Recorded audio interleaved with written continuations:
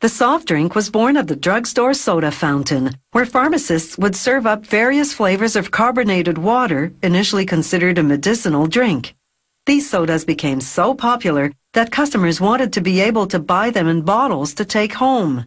That demand spawned the soft drink industry.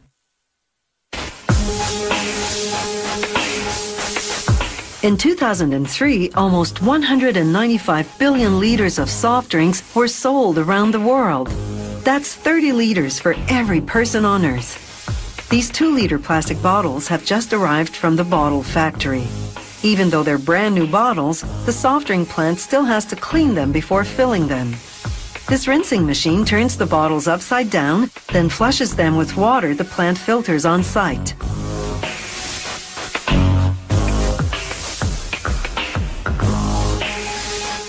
Once the water drains out, the machine turns the bottles right side up again, and they make their way to the filling station.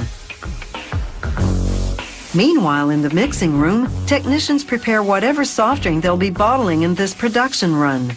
Each recipe begins with filtered water. It makes up 86% of the drink. The rest is syrup. Each syrup recipe is a combination of carefully measured ingredients, natural and artificial coloring and flavoring, and one or more of various types of sugar, such as glucose or fructose, extracted from beets, corn, or cane. This machine releases the right proportion of syrup to filtered water, creating the final soft drink minus the bubbles. The drink now travels to a pressurized tank called the carbonator. There, an injection of carbon dioxide infuses the drink with gas bubbles. The carbonated soft drink now travels to the reservoir of the bottling machine. The bottles arrive and travel its carousel. The machine removes the air in each bottle, then fills it with, in this case, 2 liters of cola.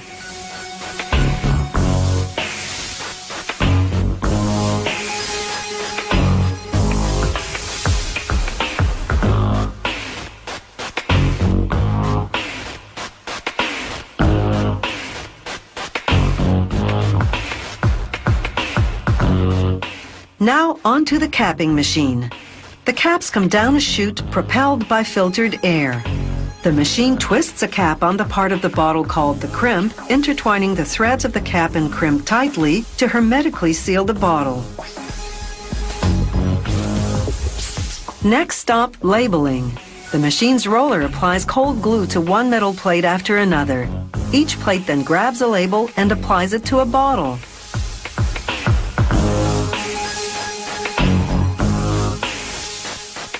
Brushes smooth edges down, ensuring the labels adhere well. Elsewhere in the plant, a machine called the uncaser unloads cases of refillable glass bottles that have come back to the factory. The cases continue toward a case washing machine. The dirty bottles head toward the bottle washing machine, where devices called cells line them up in rows of 16. Each bottle tilts and enters the washer neck first.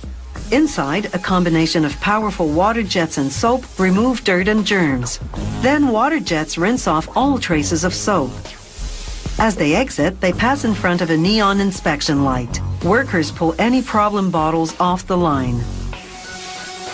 Now the bottles head to the same bottling machine as before, only now it's been adjusted to fill each bottle with 300 milliliters of drink, in this case, orange soda. This factory takes a sample from each production run for quality control testing. The lab technicians check such things as the dilution ratio of syrup to water, the carbonization level, and the airtight seal. They also analyze the purity of the drink and container by running the sample through a paper filter.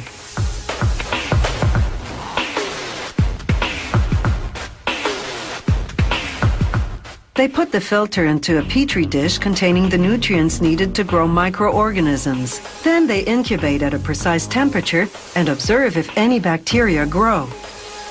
These glass bottles have old-fashioned bottle caps, not the twist caps the plastic bottles have. As each cap drops down onto a bottle, the machine squeezes it tightly, creating an airtight seal. Once the bottles are filled and capped, they go into shipping cases.